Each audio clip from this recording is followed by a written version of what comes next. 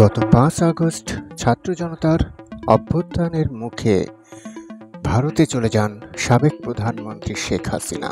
ওই দিন সন্ধ্যায় বাংলাদেশ বিমান বাহিনীর একটি বিমানে দিল্লির কাছে হিলডন বিমান ঘাঁটিতে অবতরণ করেন শেখ হাসিনা ও তার ছোট বোন শেখ রেহানা। ভারত সরকার এর পরদিন দেশের পার্লামেন্টে শেখ হাসিনা দিল্লিতে আসার কথা সরকারিভাবে ঘোষণা করে, কিন্তু সেই অবতরণের পর পুরো ৩ সপ্তাহ কেটে গেলেও শেখ হাসিনার অবস্থান নিয়ে দিল্লিতে এখনও আনুষ্ঠানিকভাবে প্রায় কিছুই জানানো হয়নি। গণমাধ্যম সূত্রে জানা যায়, ভারতের পররাষ্ট্র মন্ত্রণালয়ের মুখপাত্র শেখ হাসিনাকে নিয়ে যাবতীয় প্রশ্ন এড়িয়ে যাচ্ছেন। সরকারি পর্যায়েও কোনো বিবৃতি জারি করা হয়নি তাকে রাজনৈতিক আশ্রয় দেওয়া হবে কি না সেটা নিয়েও দিল্লি এখনো পর্যন্ত মুখ খুলছে না। ফলে ভারতে শেখ হাসিনার অবস্থান নিয়ে নানা ধরনের জল্পনা কল্পনা বাড়ছে, সঙ্গে ছড়াচ্ছে নানা রকম গুজবও।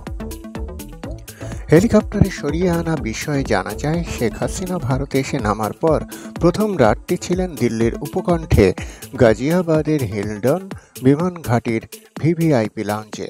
হিলডন মূলত একটি সামরিক বিমান ঘাঁটি, তাই সেখানে শীর্ষ সামরিক কর্মকর্তাদের থাকারও সুব্যবস্থা আছে। সেখানে প্রথম রাতটি কাটানোর পর তাকে গাজিয়াবাদেই, যা উত্তরপ্রদেশ রাজ্যে পড়েছে, আধা সামরিক বাহিনীর একটি সেফ হাউস বা অতিথি নিবাসে সরিয়ে আনা হয়েছিল বলে জানা যায়। তবে এখন তাকে সেখান থেকেও সরিয়ে রাতের অন্ধকারে রাজধানী দিল্লির কোনো গোপন ঠিকানায় মুভ করানো হয়েছে বলে জানা যায়। ফলে শেখ হাসিনা ও তার ছোট বোন শেখ রেহানা এখনও রয়েছেন দিল্লিতে। আর এই মুভটা কোনো গাড়ি বহরে নয়, করানো হয়েছে আকাশ পথে হেলিকপ্টারে চড়িয়ে। ডিব্রিফিং সেশন বিষয়ে জানা যায়, শেখ হাসিনা যেরকম পরিস্থিতিতে ভারতে এসে পৌঁছেছেন সেরকম ক্ষেত্রে অতিথিকে ভারতের নিরাপত্তা সংস্থাগুলোর পক্ষ থেকে ডিব্রিফ করাটা রেওয়াজ। বাংলাদেশের সাবেক প্রধানমন্ত্রীর ক্ষেত্রেও তার ব্যতিক্রম হচ্ছে না।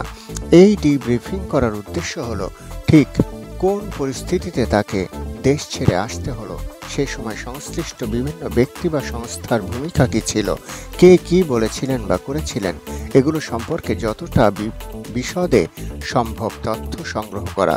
পাশাপাশি এখন ভারতে যেটুকু সময় তাকে থাকতে হচ্ছে সেখানে ভারত তার কাছ থেকে ঠিক কী প্রত্যাশা করে সেটা সম্পর্কেও তাকে সম্যকভাবে অবহিত করা।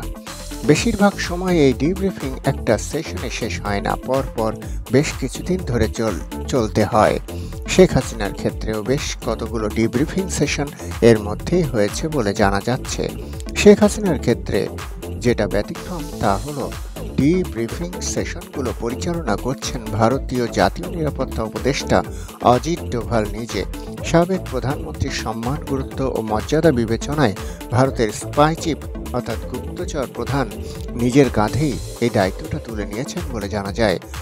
এর আগে ৫ আগস্ট সন্ধ্যায় হিলডন বিমান ঘাঁটিতেও শেখ হাসিনাকে স্বাগত জানিয়েছিলেন অজিত ডোভাল নিজে। ভারত সরকারের শীর্ষতম মহলের সঙ্গেও শেখ হাসিনার গত কয়েকদিনের মধ্যে একাধিকবার যোগাযোগ হয়েছে, এ ব্যাপারেও আমরা নিশ্চিত হতে পেরেছি। তবে দিল্লিতে এই ব্যক্তি বা ব্যক্তিরা ঠিক কারা সেটা এখনই প্রকাশ করা সম্ভব হচ্ছে না। শেখ হাসিনাকে তৃতীয় কোনো দেশে পাঠানোর চেষ্টা নিয়েও গুঞ্জন উঠেছে। জানা যায়, দিল্লিতে শেখ হাসিনার অবস্থান দীর্ঘায়িত হতে পারে, সেই সম্ভাবনা যেমন জোরালো হচ্ছে, পাশাপাশি ভারতের তরফে তৃতীয় কোনো বন্ধু দেশ তাকে পাঠানোর চেষ্টাও কিন্তু মোটেই থেমে নেই।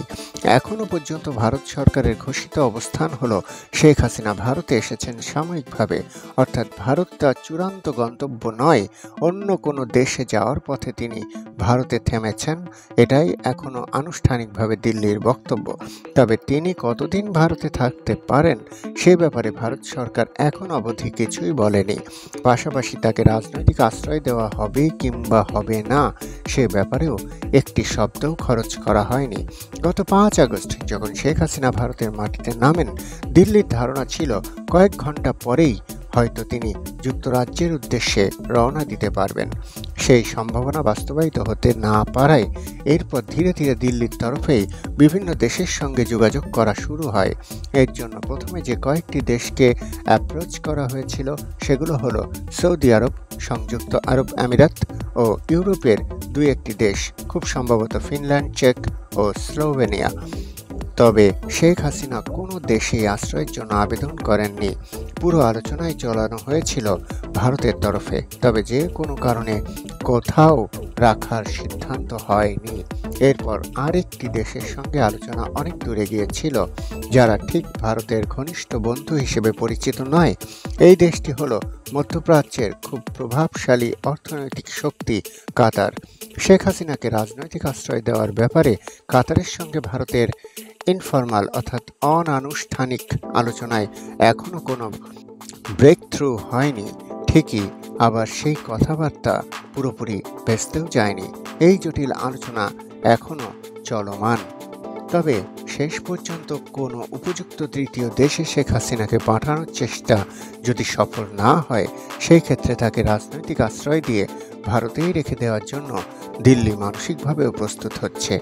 শেখ হাসিনা এই মাত্রায় দিল্লিতে পা রাখার ৩ সপ্তাহের মাথায় এটাই হলো ভারত সরকারের মনোভাবের সার কথা। তথ্যসূত্র দৈনিক ইত্তেফাক।